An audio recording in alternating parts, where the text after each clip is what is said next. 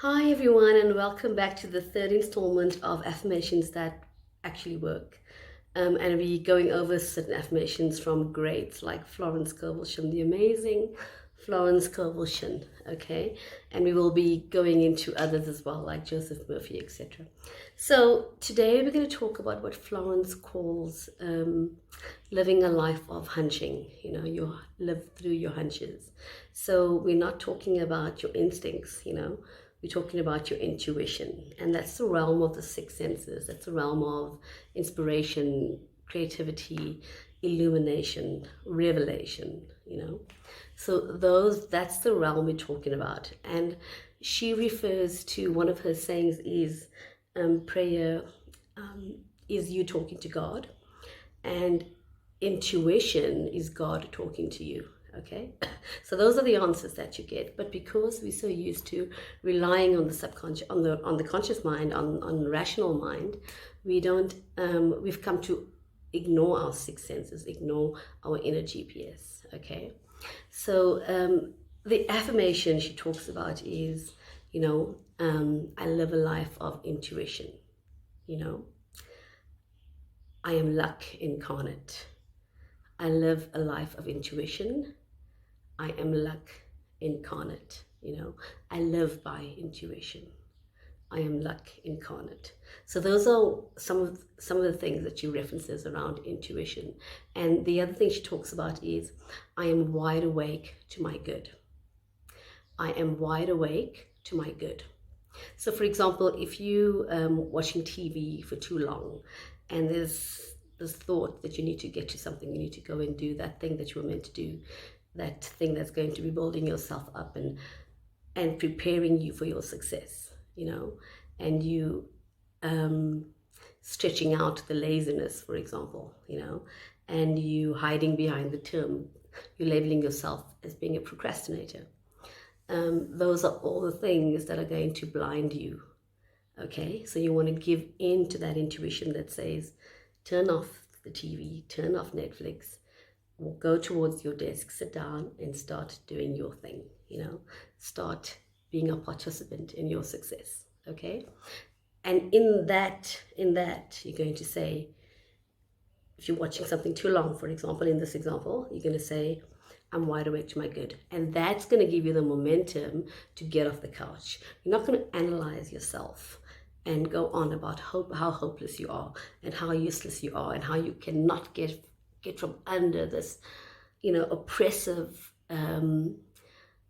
label called procrastination in this example. Okay, so everything that all the greats ever gave us, Napoleon Hill, Joseph Murphy, etc., even the current greats, Joe Dispenza, Tony Robbins, Louise Hay, Wayne Dyer, the list goes on, Bruce Lipton, even the current greats, everything, Neil Donald Walsh, everything references a singular concept, and that is the oppression. The oppression, okay, is really that negative thinking.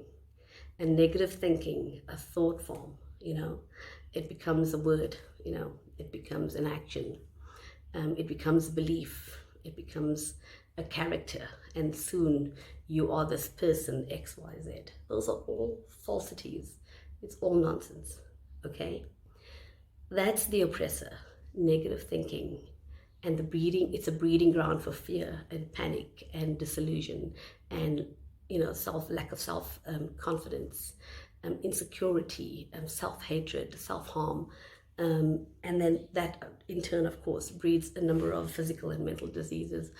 And Joseph Murphy recognizes poverty as a mental disease. So poverty is actually a mental disease, and obviously a lot of people will throw the economy at you and circumstances, and they will see it through the rational mind and give you a rational explanation.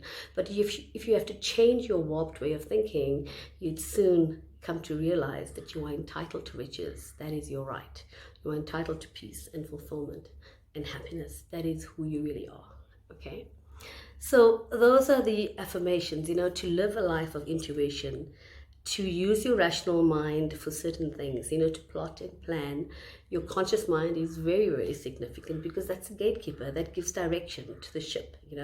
Joseph Murphy uses the analogy of a ship, and you've got all these men right at the bottom of the ship that are working the engine, that giving power to this whole thing. That's what's driving this ship in rough seas and in calm seas. But the people at the helm are really providing the direction. So that's your conscious mind. Your conscious mind is the gatekeeper. So you got to gatekeep those thoughts. When the thought comes that you don't want, simply drop it like a stone. Drop it like a stone. It's not a big deal, trust me. I used to think for decades, I used to think it was a big deal. And then when I started dropping it and laughing at the thought, it lost its power. It really lost its power, So now when a thought comes up that I don't want, I simply just, drop it, or I just say, that's not me. It's just a thought. It's not who I really am, So my gatekeeping is a lot better. It's a lot more agile, effective. I'm giving it more power, my gatekeeping. I'm in control of this narrative. That's another thing that I say to myself. I'm in control. So those are all the things that allow your intuition to breed and thrive and grow, inside of you. Those are the things that allow the environment, in your internal environment, to be prepared for your success. Okay, so your intuition and your nudges and all these things are like the direction to go towards that thing that you like. So watch the other video I did on not running away from who you are. So you want to go towards and run towards what you want, but you don't want to run away from where you've come from, who you are, what you look like, your health, your circumstances. You want to accept that as well, So that is the affirmation, I live a life of intuition. I am being guided by source, by divine intelligence, I have, and here's the other thing, I'll just read it out to you.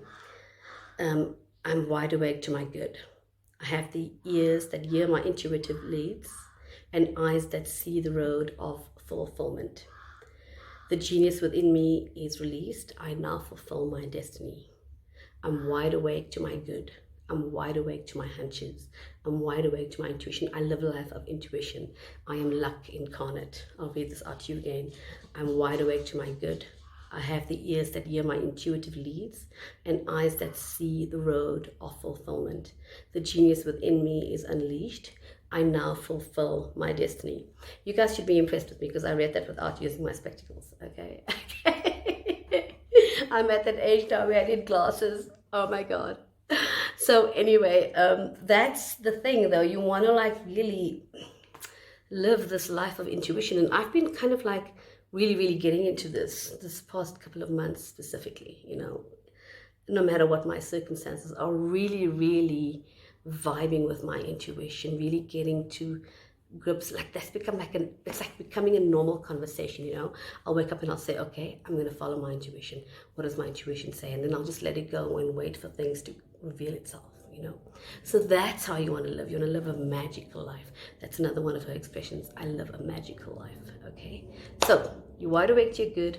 You follow your intuition. You are luck incarnate. Okay, you're wide awake to your good. You live a life of intuition.